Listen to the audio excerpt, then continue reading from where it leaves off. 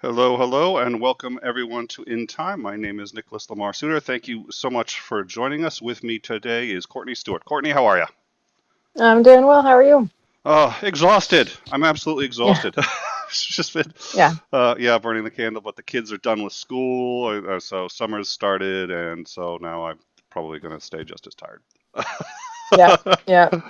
Well, we had that weird phone thing happen yesterday where like multiple networks just shut down nationwide. And so my job is primarily on the phone talking to like 7-year-olds about that they don't pay attention to their parents. So it's very fun day for me. I was just like, well, I can't talk to anybody, so I, well, I and don't know what I'm gonna do today. I kept blaming myself. I was on the phone with people. I was like, "Oh, sorry, I must have hung up on you. I had the phone in my pocket, and then Right. come to find out that it's like, and then we're breaking it. We're doing it. We're covering it on the show as news. Like 2 hours later, I was like, "Yeah, okay. No, I'm not just making Yeah. this up for all the people I hung up on. No. Oh, so Oh no. yeah. Thank you all for joining us. There is a custom here. We've been violating it for quite some time over the last couple of weeks, but we have gone back to custom. And so let me remind everyone here that the show is called In Time, Not On Time. So we're not we've been on time for like four in a row, and people were like, okay, that's it. It's the apocalypse. Oh Oh, man, it's me. well, I'm exactly. I'm I'm making you punctual. Yep, yep. All of a sudden, the show's like got standards now. Um, Oh, so thank you all for joining us today. We are going to have on Matt Dillahunty, and we're going to be discussing. Actually, my undergraduate, I really wanted to get my PhD in philosophy. I came so close. If it wasn't for the fact that A, I thought it would disappoint the living daylights out of my father, and B, that you remember the joke. I know you remember the joke. What did the employed philosopher say to the unemployed philosopher? oh gosh, I can't say it. It's too sad. Do you want fries with that? Yeah. Okay. Well, I don't want to say it. oh, come on, Ozzy I've taught heard it you. like 5 times now. Yeah, yeah. Well, if Ozzy can do it. Um, but I did get my undergrad in philosophy, and I enjoyed. I debated in high school all the time. I debated. My wife would rather I not know the meaning of the word debate. I can't turn it off, unfortunately. So I practice with Oh her. I dear. practice with the dog when the family's not around. I was like, okay, dog, let me learn you a few things. So, Oh no. but we have with us today somebody who's I've got to tell you, it is rare that someone changes the bar, changes the bar for debate. I always was a fan of course, of Christopher Hitchens, very much so, and his style, upset some people. I think it was his style. There are different ways of doing it, but Matt did a debate, and we discussed this one on the show a few times, where he was on with Saiten Brudenkate, and as a presuppositionalist, one of Saiten's arguments, among other things, is you can't predict the future. And Matt had done something which at first kind of catches everyone off guard, which is he actually reads his rebuttal. He's reading it, and you're sitting there going like, okay, he he wants to read his rebuttal. Okay, I don't understand why, but maybe it was a late night. And he goes through and some brilliant, if you want to know what's wrong with Judaism, ask a Christian. You want to know what's wrong with Christianity, ask a Mm. Muslim. You want to know what's wrong with, all the way down to, you want to know what's wrong with the First Methodist Church of Dallas, ask the Second Methodist. So it was very well written. But when he got to the end, he said, for those of you who think that you can't predict the future, you can't know what's going to happen in the future, I want to remind you that I am reading this rebuttal, which I wrote 2 days ago, or something along those lines. And in my view, yeah, that was really remarkable. And in my view, that sort of changed the bar for debate. So what I'm going to do is, this is because we were having this conversation earlier. I think all three of us like to talk. I could keep talking forever. I'd much rather bring him out. So let's, Mr. Please let me welcome with genuine pleasure, Mr. Matt Dillahunty. Mr. Dillahunty, how Yay. are you? I'm doing well. Thanks for inviting me on. How are you? Oh, Yay. we are doing very well, thank you. So, uh, welcome to the show. Could you tell, for those of us, for the audience that doesn't know, it's probably we do draw a lot from sort of the atheist community. But for those who don't know, could you please tell us a little bit about who you are and what you do? Sure. My name is Matt. I'm a former Southern Baptist, was studying to be a preacher, did not go to seminary, but was getting ready to go to seminary, found my way out, became an atheist, started writing for online sites, and somebody eventually pointed me to the atheist community of Austin, since I live here in Austin, Texas, because the ACA has produced a live call-in television show for 24 years now. And I've been hosting it for 15. So I take live calls on all sorts of subjects. And I don't know how anybody could measure this, but I don't think it matters to, it's like, oh, I'm in the top 5 most prominently sought after atheists. That none of that matters to me. I want more people out there doing this, and I'd like to see, and maybe we'll talk about this a little bit. I'd like to see the nature of debates change, because it's caused a bunch of problems.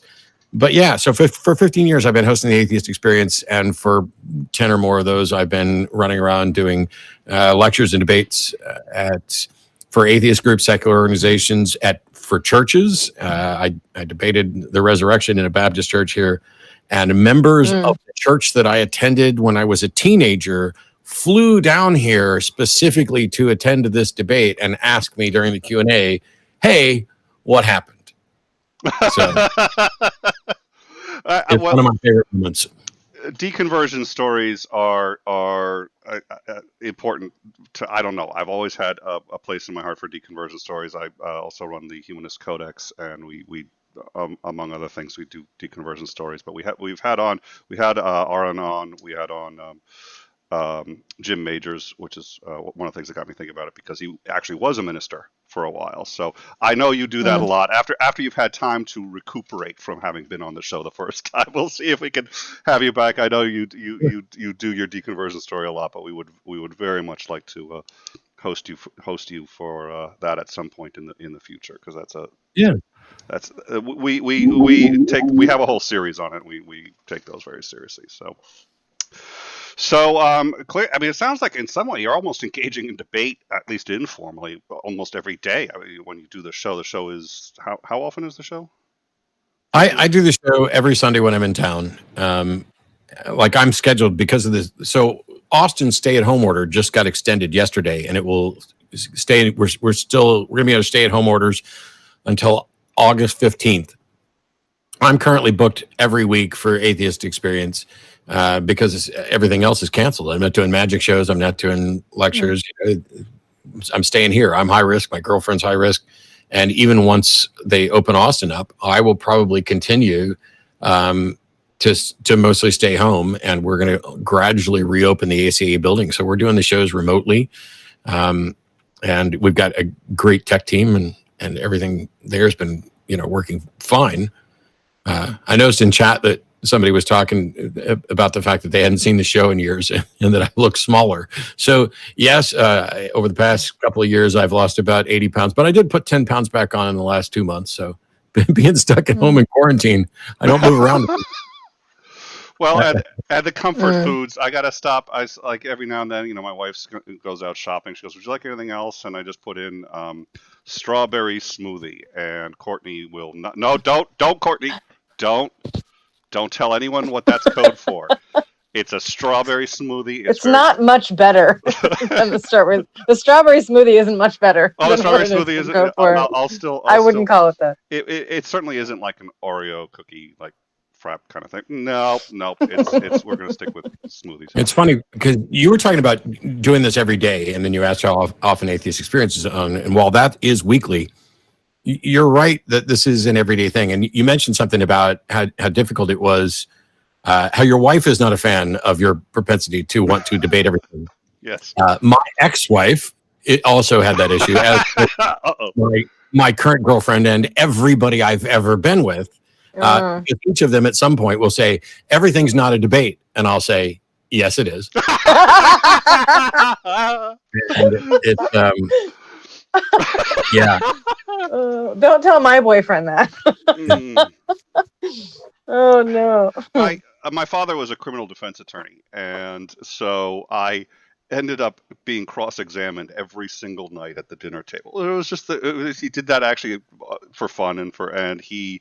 Uh, I was ambivalent about me going into philosophy. At least I was doing that kind of thinking. I wasn't going to do law, but and from that, and I think that's a huge part of. I probably also just question everything. And whenever anybody just does something a little, I have to, and I even when it's like when somebody says something and I agree with the point, but I disagree with how they got there, I have to sit there and say, okay, I do agree with your conclusion. However, because even saying okay, I agree implies agreeing with the. I also have the tendency to, I do the other thing too, which is I usually answer what is actually asked, not what was intended. Yes. So, my wife hates that. She's gotten good at it. You and I are just going to have to go out for dinner sometime and bitch about all of our friends who cannot answer a simple, straightforward question when asked. It happens a lot. On the other hand, I'm not as keen on debating everything in my personal life with significant others as I once was. But yeah, I'm doing something debate wise most of the time. Somebody in the chat was pointing out that I'll have miniature debates even when I'm Twitch streaming games. So yeah. Well, I'll tell you, there is two ways to solve that. Just for unsolicited advice when it comes to. Yeah, I'm going to skip death. Yeah, that's my goal too, but I haven't had success with that one so much. But I think you could get therapy, which I think really actually works. I think psychotherapy is better, or your wife could get earplugs. My wife opted for the second. I just keep going with the debate, and we're both happy. Oh no. So. Well, back to the topic, guys. Yes, that's what I was thinking. Debating. Well, I mean, we're on the topic, but not really. Would you say that debate for you is the ideal format of engaging big ideas? Because you've mentioned that there's pitfalls to it. Yeah, it depends. It depends on the format. And one of the things that I've been doing more of in recent years is getting away from here's a structured debate where you've got X number of minutes to make your case and then X number of minutes for a rebuttal and X number. My view of the perfect structured debate is each side takes about 5 to 10 minutes tops to state what their position is on the issue that's being discussed. And then they alternate questioning the other person, and you are free to interrupt. You have to be without appearing rude. The time belongs to the person asking the question. So if I'm asking a question and my interlocutor is not giving the response I'm looking for, I should be free to interrupt and get them to answer the question, so that they don't just spend their time off on a rabbit trail. That is great because I trust the audience. I trust that the audience is going to see if somebody's interrupting in order to keep a valid point and a sound point from getting oxygen. I think that is obvious and it can be stated. But if somebody's, if I've asked a question of my opponent and they're off in Never Never Land, I should be able to say, hey, hang on, we're not even in the ballpark of what I asked. And so then you have that discussion, which is far more interesting. A lot of debates that I've done, I don't even think I should have had to show up. I could have mailed in, here's my position, just have anybody pick a bald person with a goatee and have them read it, out loud. Tell people it's me. But it is become a part of my life. And because of that, my views surrounding debates have changed. I still don't like team debates. I did one the other day with Tom Jump. I've done a couple with JT Eberhard and one or two others, but I don't like them. I mean, I love the guys that I've done the team debates with. It's just too many voices. It's like trying, we have the Atheist Experience. There's a host, a co-host, and a caller. We've had 3 or 4 people on Atheist Experience at different times. It's just too many voices. And it becomes frustrating. Yeah, I've actually never done it. Tom and I were going to do a couple on modern day debates, and I've always there's something about that I've shied away from the two on two. Yeah, I did enjoy very much the, and this actually brings me to another question I had. So Christopher Hitchens and Christopher Hitchens and Stephen Fry did Mhm. their Mm. intelligence squared Catholic debate Church. against Anne Widdecombe and John Onyekan. And Mm. what was interesting I about that love was, that debate. that was a great debate. That was a spectacular debate. I love it. And they had a scoring system, and they took everybody's opinions before the debate started, and then took their opinions again after the debate started. And this was interesting because I still do hear this, and I'd like to discuss this, but I've heard before that these debates don't matter, that you're never going to really influence anyone or change anyone's opinion. And Hitchens and Fry saw their position go up by 34%. From the polling done at the beginning to the polling done at the end. So first of all, how do you personally judge whether or not you've been successful? How do you measure success? And then do you believe there should be scoring systems like this? It's interesting when we see something like that, like a scored debate. The problem is that if the real goal is truth and accuracy,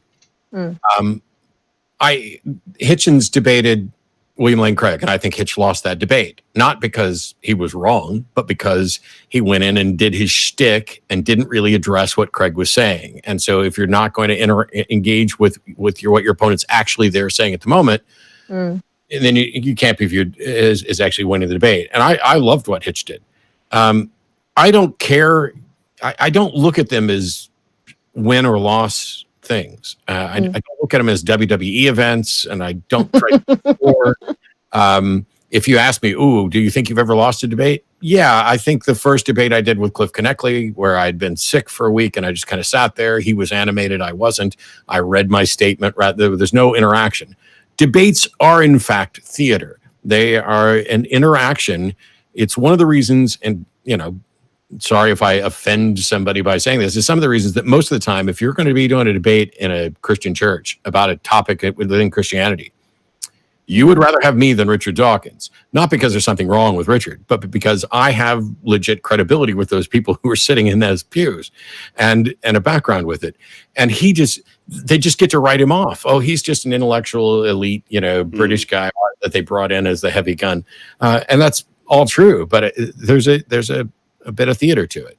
So I don't look at him as win-loss. My judgment of how successful I'm doing in a debate is always, first of all, how do I feel after it's over? Because I'm my own harshest critic. I replay the debate in my head. I take notes. I should have said this. I should have said this. And I do this every week on the show of trying to get better at this. That's my first barometer. The next is feedback from people and how often people want to keep having me come back to do more debates. At the end of the day, though, I don't know how many minds I've helped change, but one of the debates I did against Abdu Murray in Amarillo, there was a 11 or 12-year-old girl who came up to me after the debate was over, and she basically said, hey, my parents are non-believers, but they take me around and educate me on all sorts of religions. And I hadn't made up my mind about anything, but after tonight's debate, I wanted to let you know I'm an atheist. And I was like, I'll take 100,000 more batshit crazy calls. So I didn't check language on this show. So no, language is good. You're good. You're all good.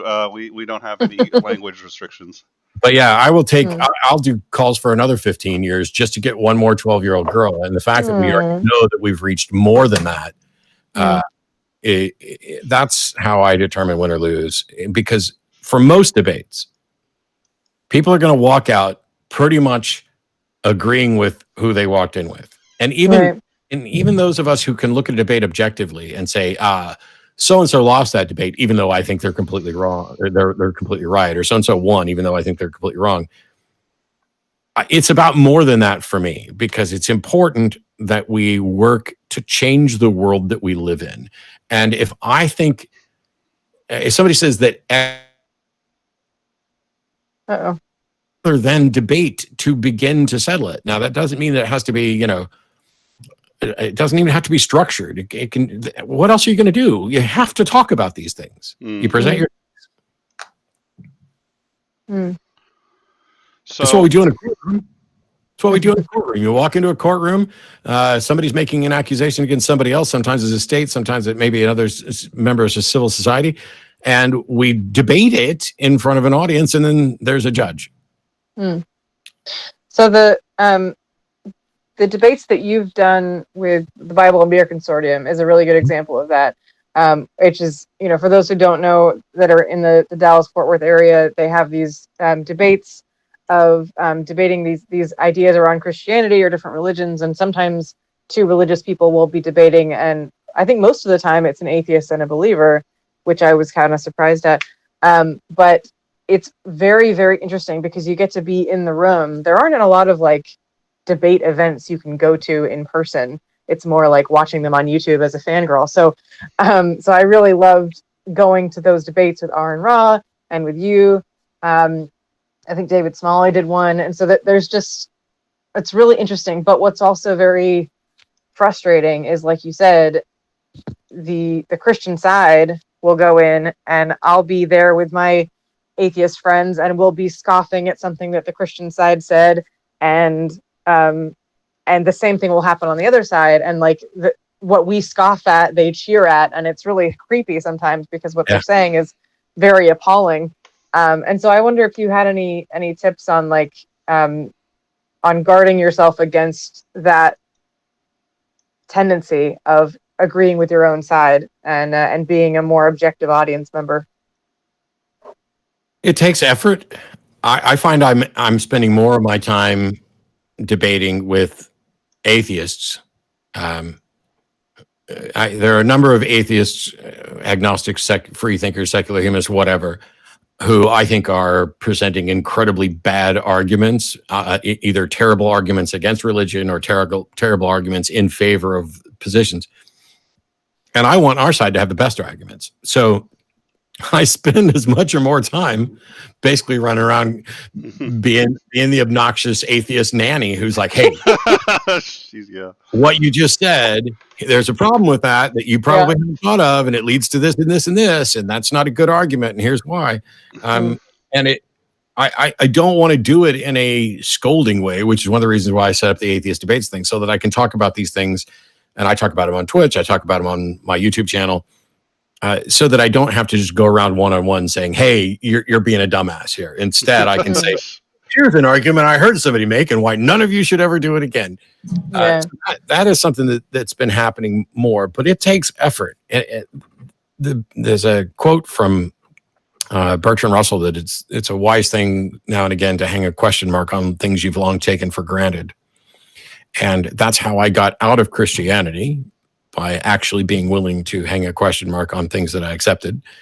And once you've done that once or twice, it becomes easier and it becomes a little more intuitive. You have to get to a point where you can't be fond of your own ideas merely because they're yours. Yeah,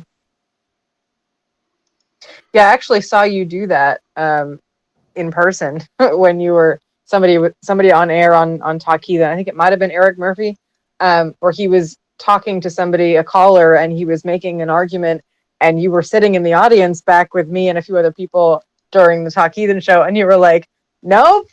And I think you ended up coming in front of the camera and being like, no, let's correct this. And I was like, oh my gosh, I love Matt. It's really funny. Yeah. Because that's important to hold your own movement accountable. It's one of the things where, we try to make sure we do. There's no way you can do a live discussion like this and not make mistakes. Everybody's going to make mistakes. It's how do you deal with it and what do you address? Now, we didn't want to turn the atheist experience, originally I had the idea, let's take the first 30 minutes of the show and go over what happened the week before for any corrections. It turns out that pretty much kills off the interest in the show right there. That's not the best way to go about it. So instead, we were talking about putting together a separate podcast that was sort of the, hey, we got email and somebody said, we were wrong about this, and we were wrong about that, or we were right about this. And is all that true? Can we, do a deeper dive type thing? Now you were talking about how to make sure you're willing to hang a question mark on. There's a story. You might have been there for this one. It was at a Bible and Beer Consortium debate in Dallas. I was standing there, and there were 4 Christian apologists kind of half surrounding me. It's a semicircle. I mean, they want to stay where they're facing me and not looking at the back of my head. And I just know it was Eric Hernandez and a couple others. And the topic of slavery had come up. And the strange thing was that all 4 of them disagreed on what the Bible had to say, about how they understood it, about what the correct apologetic was. All 4 of them agreed that I was clearly wrong. But none of them could make a case for why that any of the others could agree with. And I was able to just say, hey, look, you 4 go off and have a conversation about slavery. And when you come up with the one true Christian correct answer, bring it back to me and I'll address it. But I'm not going to go at whatever 4 different guys are plucking out of a hat. Right. And it was funny because they legitimately, none of them actually looked at the issue the same. I think that speaks volumes for what they're doing with the passages that aren't particularly as confusing or as significant to dive into. And then in the same vein, I was kind of curious. You see that also with the person on stage. We talk about how the reason that you're debating is not to persuade the person opposite you, because they're very unlikely to do that. It's for the audience to be persuaded, because they're not as engaged in the fight of the debate, so they're not as guarded. I'm one of the few people I know who has in a debate been told by my opponent that I was wrong, and immediately or nearly immediately, I mean, it takes me a second or two to think it through, acknowledge that in fact I was wrong and change my position right there in the middle of a debate. That doesn't happen very often. It's happened more than once for me, but that was a big one. And then some of the people that I've debated, only one of them has it happened mid-debate. And that's when I was debating a gentleman about, he was a Satanist, and the supposed point of disagreement was whether or not religion has value or something like that. Or whether religion was essential, I think. I forget the phrasing. But before my opening statement was done, which was just a process of kind of defining terms and giving my take on it, he already agreed with me and the debate was over. And so then we just had a big question. So what has been your favorite debate so far, and what is your, well, I think you already actually answered what kind of debate, how you like to frame your debate. So what has been, of all the debates that you've done, what has been your favorite so far and why? I'm going to write, folks, I want everybody, I just want everyone in our live chat. I have asked Mr. Dillahunty a question that has stumped him. That's it. I'm going to do a lap around the block. Show's over. We end on a high note. Thank you all for watching. Please like and subscribe, and I'll catch you on. This happens, by the way, on a regular basis. Like, people will come in. I stream games on Twitch and interact with people and take questions and stuff. And people will show up in the Twitch stream and they'll be like, "What's your favorite song? What's your favorite movie? What's your favorite thing?" I hate "what are your favorite questions," because my favorite anything could change depending on my mood or what's happening in the week. It's like, what's your favorite band? Are you kidding me? How do you pick between like Tori Amos, Pink Floyd, Eminem, and Marilyn Manson? How do you pick between them? They're so different. And on any given day, any one of them could be my favorite, or it could be somebody else. So it's hard to pick a favorite debate. I think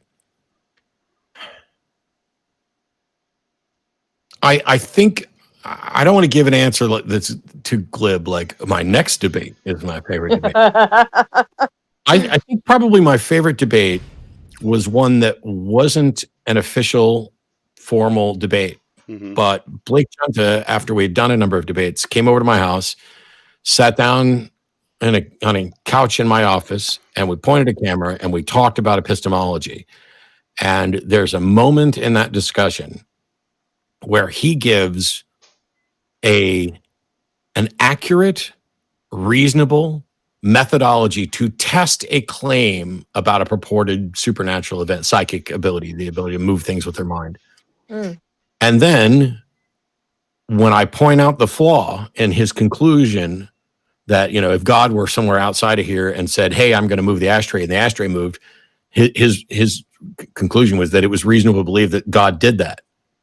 And I'm like, when I pointed out the problem with that line of reasoning, it seemed to completely break the foundations of his epistemology in a way that was obvious to me and a number of other people who had already reached a similar conclusion, and yet it wasn't obvious for him. And it's a scary thing to watch genuinely brilliant people rationalize things. And when you see it enough, there's no other choice but to ask yourself, wait a minute, am I doing this too? And the answer is probably yeah. On a number of occasions, it's just a matter of making sure that we can identify it. And so this is why when somebody comes to me and says, hey, you're wrong about this, I read what they have to say. I may immediately delete it, and if they're a jackass, block them. But I do take that time to consider that. So I don't know if I have a favorite debate, but that's as close as I can get. I do you have any spectacular? Let me just do a quick super do you have chat. any Jake 4D $2 super chat. Thank you, Jake. You stumped him, Nick. Checkmate atheist. Yeah, Jake, I'm an atheist too. Is the problem, but sorry, Courtney. Please continue. I've debated atheists. Yeah. You have such a long history on atheist experience, and I've interviewed you before about that. But I think people have their favorites of clips of you being the firebrand and being really angry, and also Christopher Hitchens, we saw that too, of him being the firebrand. But I've noticed with both things, if you watch the entire thing of what you have in your discussion and with the debates that Christopher Hitchens has done, both of them, it takes a long time for you to get to that point, and you don't always do it. But by the time it comes to that firebrand moment that's clipped, it's almost overdue to me. Like there's a in the debates that I've seen Christopher Hitchens do, and a lot of the discussions that you've had, it's like you're very, very, very, very patient. And it takes a long time for you to be like, no, we're not playing this game, and you'll go on your kind of like little rant. But I just find it interesting that if somebody just watches the rant, they see you as the firebrand that's like really impatient and really rude and, whatever. But I find you and Christopher Hitchens both to be incredibly patient with people. And if you watch the entire thing, I think I would find that most people wouldn't be as patient as you are, even though you're labeled as not. I tried to take it in stride because for any given call, somebody thinks I'm too patient and have given them too much time, and somebody else thinks I'm way too short fused. And people think they've actually seen me mad. I can genuinely say that nobody ever watching the Atheist Experience has seen me mad on that show, frustrated, irritated. Yes, but not like angry, righteous anger, upset that someone would dare to say that perhaps a child who had been assaulted somehow deserved it. Screw that person. That's ridiculous. It's funny because what gets pulled out of the show are clips. And so it's like 20 times Matt Dillahunty went beast mode on a Christian idiot. And I'm like, everything about that, they added the sensationalizing of it, the language around it. I didn't go beast mode, and it wasn't a Christian idiot. I had a conversation with somebody who was perhaps confused and perhaps dishonest, and it didn't necessarily end well, but I don't always do it for that person's benefit. There's somebody else sitting at home watching it. And so your frustration of saying, I think you guys are incredibly patient, and yet you get this reputation as being not patient. I appreciate that, but that's because you're actually watching the whole thing. And probably like many atheists, you're probably sitting there going, oh, I'd have hung up on this fucker already. I couldn't take it. How does he do it? How does he do it? How does he? The answer is I consciously try to make sure I remind myself this is somebody's first time watching it. This is somebody's first introduction to anything related to atheist or atheism. This, I'm also a secular humanist. This isn't just raw. Let me tell you how you're wrong about God and how stupid your argument is. This is something where I learn something in most of the calls, even the ones that people are just think are ridiculous. I still learn something because at worst case, I've learned how not to address something. And I don't know, if you can't learn lessons like that, you probably shouldn't be debating. Yeah. Well, and I've been told that I'm extremely patient compared to other people too, because I'm a counselor for children. And so, I have that in me anyway. And I've given a talk on you have to be patient. You have to remember that the people that you're talking to have probably never considered this or probably never heard these arguments before. And so you have to be patient and not, like you said, you've said a bunch of the, you don't just list off the fallacy. Yeah. I used which to. is a really fun talk. Occasionally I still do, but the one that I'll never just say, oh, here's your fallacy is argument from ignorance. And that's because for the people who don't know, I haven't educated them on anything and they just think I called them stupid. Right.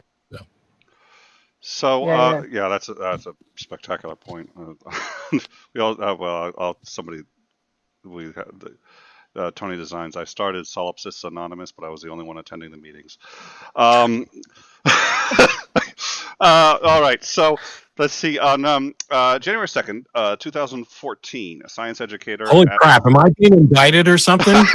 This is how what? I came in just to have a conversation about debates, and all of a sudden you're pulling out dates and times. Well, it's you know what? Somebody may actually care because here at In Time, we have some production problems. We have some timing issues. We don't always get all our facts straight, but damn it, this is a quality show, unlike some other shows. I'm ready. Bring it on, Your Honor. All right.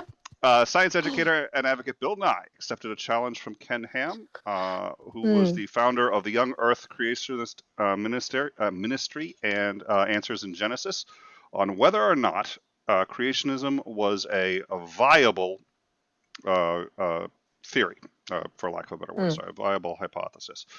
There was a considerable backlash against Bill Nye, and the argument was that he was legitimizing Ken Ham, especially by having that debate at his Creationist Museum. It is the Creationist Museum, for those of you who don't know, is a full-scale replica of Noah's Ark. In Tennessee, yeah. Depends on how you want to. That's a good point. If you look at it from the parking lot side, it's a replica. If you look at it from the other side, it's a building with a bunch of wood on it. Yeah. Well, and it also last year it had the unfortunate problem of not being able to they weren't able to get their insurance renewed because of flood damage. But at any rate. Yeah, there was flood damage. They tried to get it written off. Is that true? Yes, it's true. There was the roads had gotten washed out, and there was a lot of rain. But, oh my goodness! That's the flood damage wasn't to the actual wood of the ark. I don't think. I think it was to the. It was just ironic, though. But it was. I do think that I still So. There was a lot of backlash against him for holding it there, also of all people, and going at their invitation. He also did not have a degree in biology or geology. His degree was in mechanical engineering, but there were a number of humanist organizations, including the American Humanist Association and the Center for Inquiry, which both praised him, saying that the only way that you get bad ideas to be changed is to drag them out into the light or to go into the dark places and shine the light there, which is what they felt he was doing. So I was curious what your views were on this, and what do you think about the objection that in some cases having these kinds of debates under certain circumstances are platforming bad people and or bad ideas? Yeah, so I was completely opposed to the debate. But Bill and I don't know each other, and we didn't talk. Matter of fact, I don't think we've ever had a conversation. We have some mutual friends. I do know who coached him and trained him for the debate, which made me a little more comfortable that he had. But my problem with it wasn't that I didn't think that this issue shouldn't be debated, or that I didn't think that Bill should do it. I absolutely think Bill should be the one doing this. I think what I want is like real scientists doing real science, because they're probably better at the science than they are at debating. Whereas Bill is a science popularizer. There are very few scientists who I see doing debates who I think are actually outstanding. Sean Carroll is the only one that immediately leaps to mind as a legit scientist who is also the bomb when it comes to actually doing debates. I love Sean. My objection was that the Ark Park Bagark was getting ready to go bankrupt, and the Creation Museum was having, and all this was going to be a win-win for Ken Ham. Because if the general perception is that Ken lost the debate, which it is, he gets, evolutionists are winning, and we need more money. Meanwhile, he got a bunch of money from the debate. It's outside of a presidential debate, it's probably the most watched debate in the history of the world. Yeah. And that got a lot of attention. And fortunately, Bill did a good enough job to make sure that most of that attention went negatively for the Ark Park people, but it didn't hurt them at all. That debate alone kept that Ark Park alive to this day. Because if he gets to go back and say, hey, they're winning, we need money. And if Ken Ham had, by some miracle, won the debate, then he gets to go back and see, I told you, now we're beating the evolutionists and we need to do more of these, and so you want more money. Either way, he's going to get money out of this. And it's like when Kent Hovind got out of prison, somebody, it wasn't Kent, but it was somebody who claimed to be representing him, contacted me and said, Kent would love to debate you. And I said, okay, I'll do it. But it needs to be on some doctrine within Christian theology, not creation versus evolution, because he's got nothing new there. And number two, it has to be publicly available for free. If he wants to film it and sell DVDs afterwards and try to make money, that's fine. But I'm not going to do this to rebuild his ministry in shambles. So this thing needs to be done and available for free right from the get-go. I never heard from them again. Wow. When it comes to the Bill Nye Ken Ham debate, I had to watch it upstairs in my office while my wife watched it downstairs in the living room, because I was basically banished from the living room and she could still hear me yelling at the screen, even though I was upstairs and on the opposite end of the house. And I will say that, Bill did a fine job in a number of areas, but he made some big mistakes. And every time one of those mistakes was made, there was a scream coming from the upper portion of my house. And the only reason that it didn't go badly is that Ken Ham may be the world's worst debater and thinker, because there was a moment where Bill Nye was talking about org charts. And he said something along the lines of, I would imagine, Ken, that you have an org chart in your office with you at the top of it. And I was like, holy crap, why the hell did you say that? Because if Ken Ham had even an ounce of wit, he would have come back and said, no, my org chart has Jesus Christ at the top of it. Yep. And he would have got points back.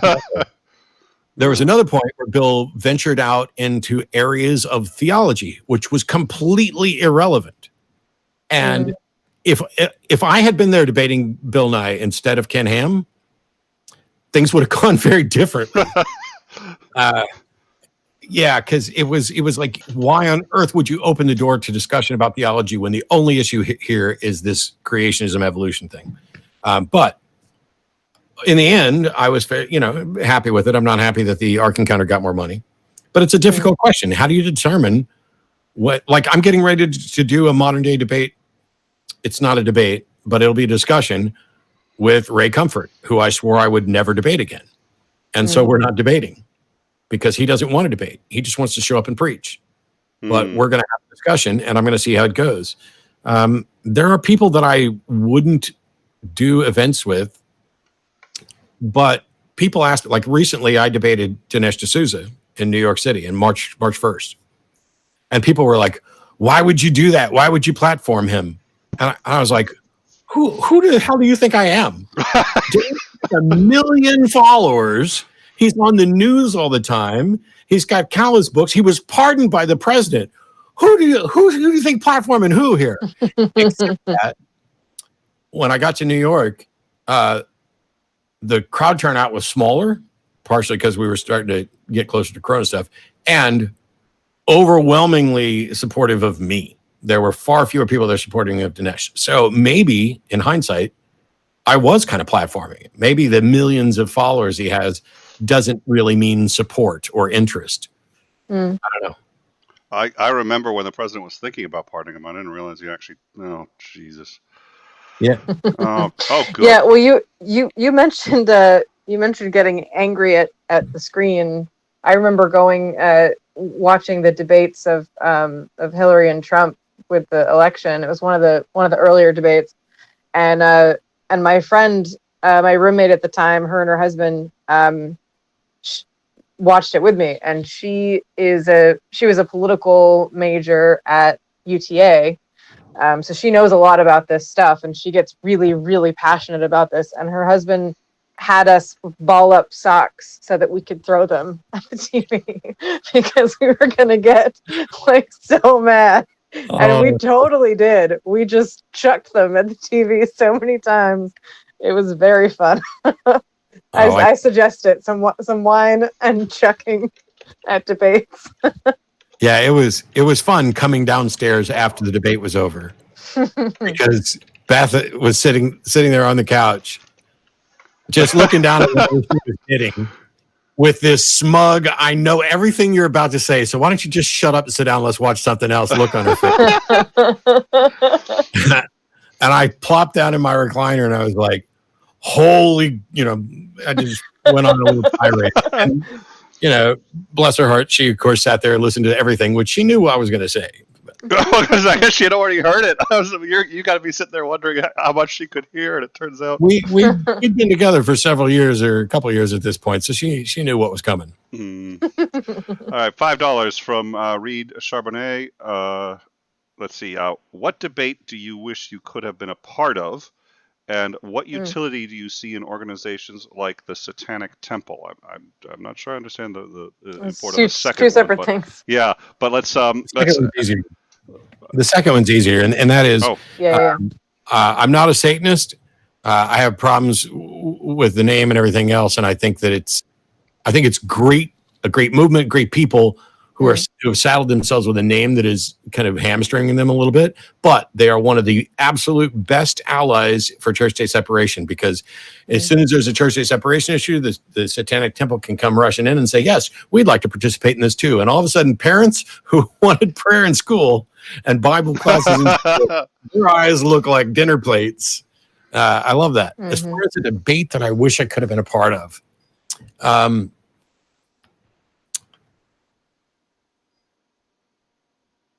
I would have liked to have the debate you mentioned earlier with Hitch and Stephen Fry. I would have liked to have been a part of that, mainly because Stephen Fry is a genuine kind of mildish hero of mine that I'd like to meet and interact with, and I haven't.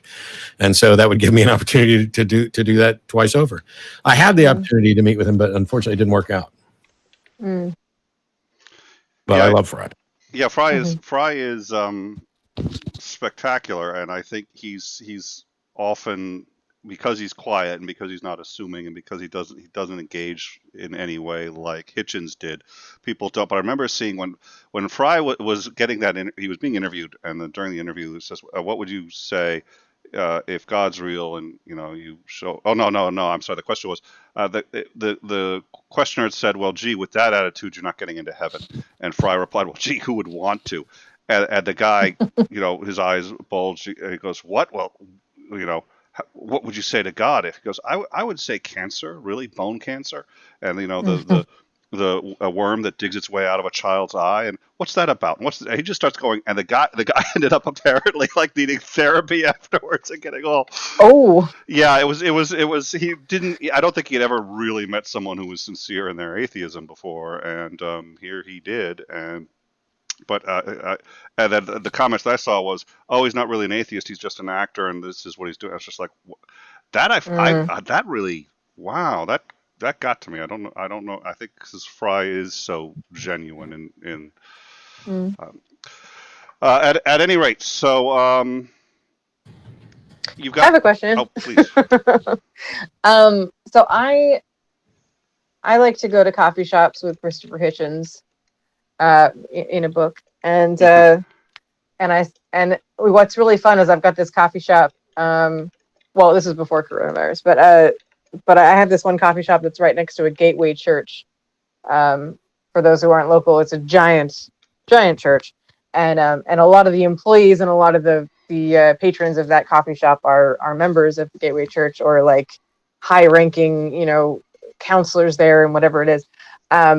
And so it's really fun to go with that book and just sit and read, and then people will notice the book and ask me questions, and I get to engage with them in a way that is very disarming, because it's one of my favorite things to do, to break down that stigma of what atheism means and what it means to me too.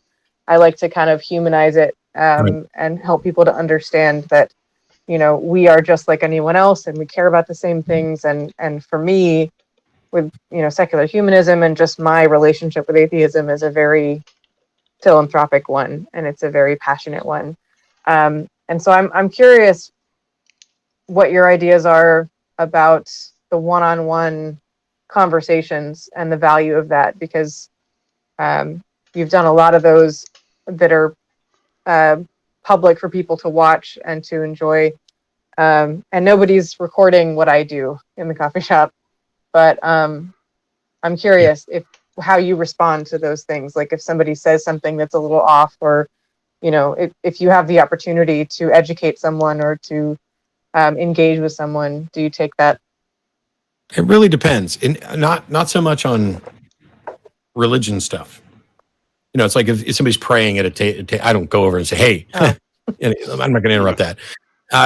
It depends on what's actually being said, and if it's something which is potentially harmful and we know to be false, I might well intervene. I had to talk to the police the other day because I went to the gas station and the signs were up saying that you were required to wear a face mask, and I'm in there shopping, wearing gloves and a face mask, and I've got my alcohol wipes and everything out in the truck so I can clean it all up when I get out there.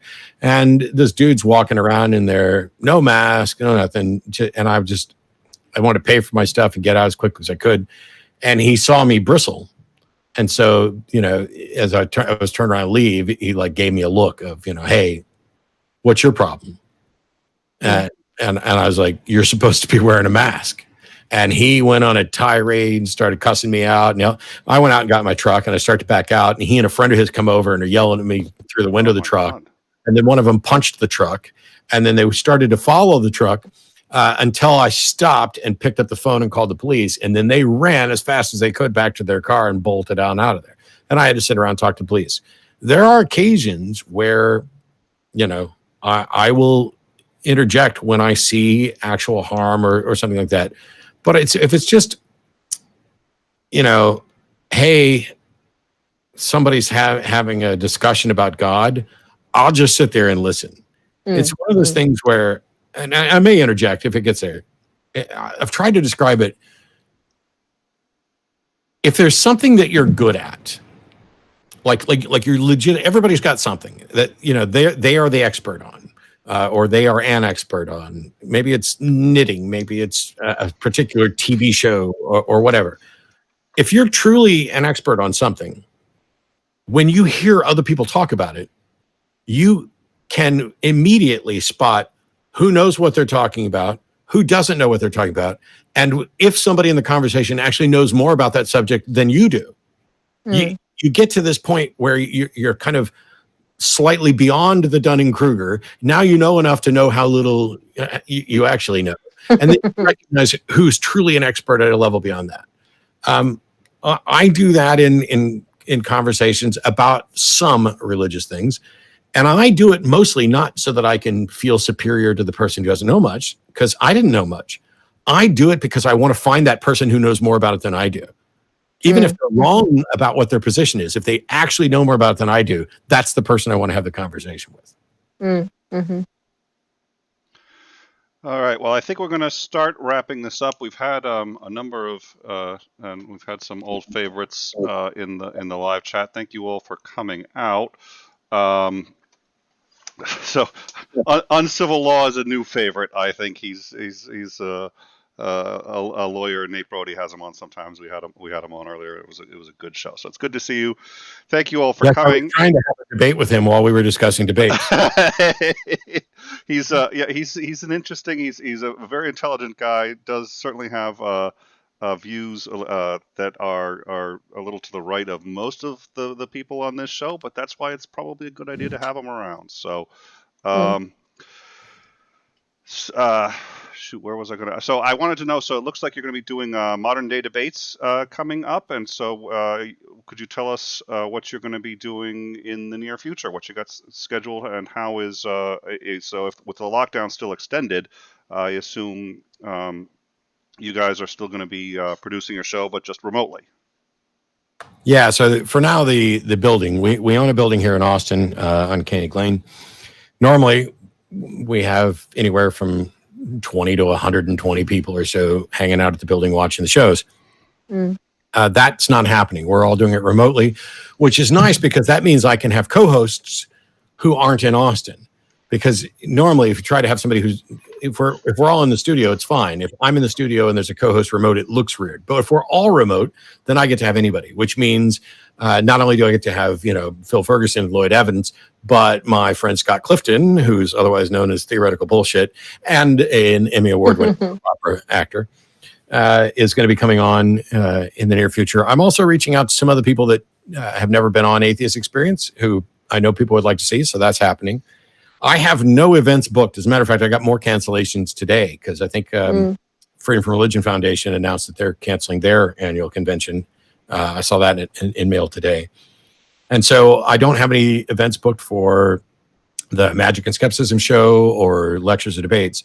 Online debates, the only thing right now that's not finalized is I'm supposed to be doing something with modern day debates with Ray Comfort sometime in the next few weeks. And that's really all I know. Apart from that, I do the Atheist Experience. I stream games on Twitch. I produce my content for the Atheist Debates Patreon project, patreon.com/atheist debates.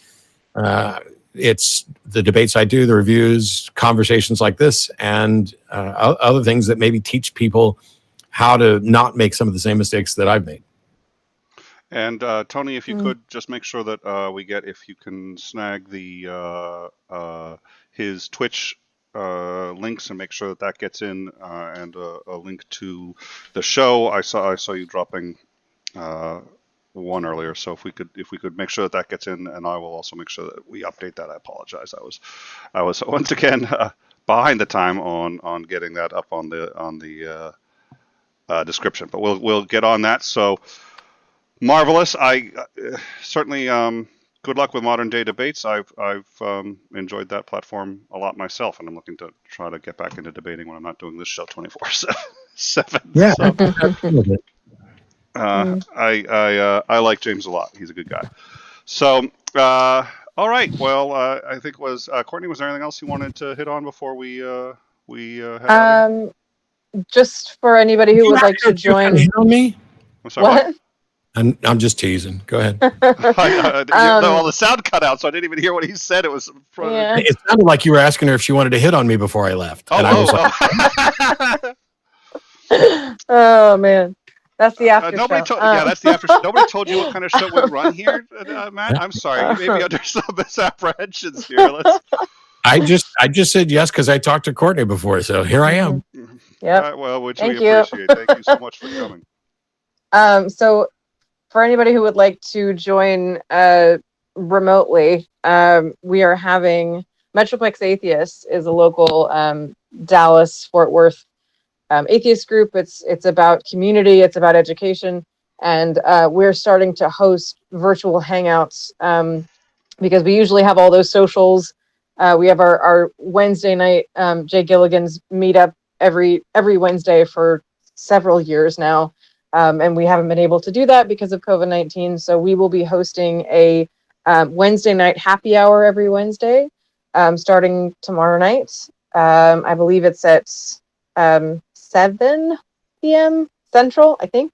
And so that will be on Facebook and Meetup and everything, a virtual meetup. And then we're also having a Sunday morning like tea time. But these are all my ideas, so if they're stupid, then just let me know. But 11 a.m. to 12 p.m. every Sunday, we'll be having those as well, which is one's for like cocktails and one's for coffee and tea. So so we'll be doing that Sunday mornings, Wednesday evenings, until everything kind of changes. And we've been talking about hosting some educational lecture things. And so I'm going to be talking to Matt about possibly doing that, actually.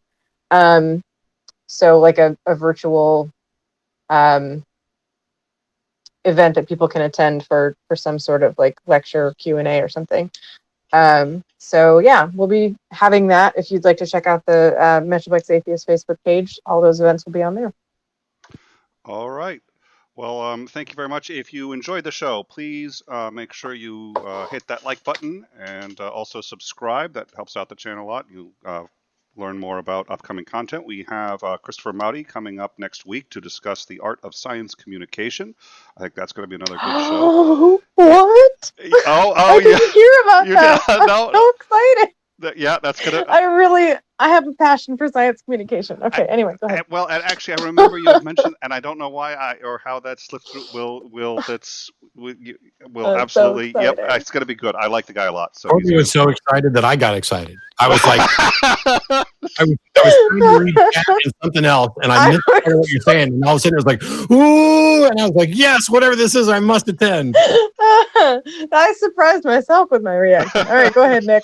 Well, that was almost the reaction when she heard that she got to hit on you. But at any rate, yep, that's I think that's gonna be a good show. We've got.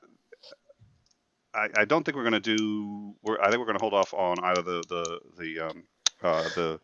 people, the hangout for people to talk about their stories on the riots right now.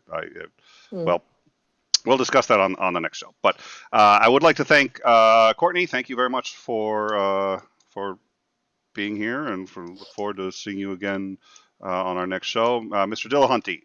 It was a sincere pleasure having you on. Thank you so much for coming. Again. I had to look around and see if my dad was in here, but thank you.